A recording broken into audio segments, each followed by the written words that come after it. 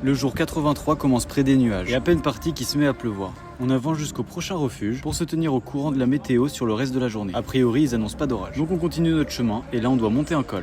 Et on s'aperçoit que les nuages sont bien bas ici. Le col se trouve juste là-haut. On monte, mais on ne voit rien. Donc on essaye de passer rapidement. Mais une fois le col passé, on s'aperçoit qu'on n'a pas monté le bon. Du coup, on fait demi-tour et on rattrape le col un petit peu plus bas. Vers 13h, on passe au prochain refuge et on reprend les chemins par un sentier assez vertigineux. Puis on passe par quelques lacs et on doit monter le deuxième col de la journée. Ou le troisième, si on s'était pas trompé. Et lui aussi est dans les nuages. Et la montée est très raide et dans les pierrets. Et une fois là-haut, bah rien. Donc on redescend rapidement. On prend le passage d'Orteg, un passage assez technique. Et comme il pleuvait, le sentier était très glissant. Donc on fait gaffe. Et heureusement que les nuages nous empêchent de voir le vide. Et dans la dernière descente, ça s'est un petit peu dégagé. On pouvait voir un petit peu mieux les chemins et les paysages. Dans la descente, on a croisé une cabane de berger avec un gros caillou à côté. Celui-là, fallait pas être là quand il est tombé. Hein.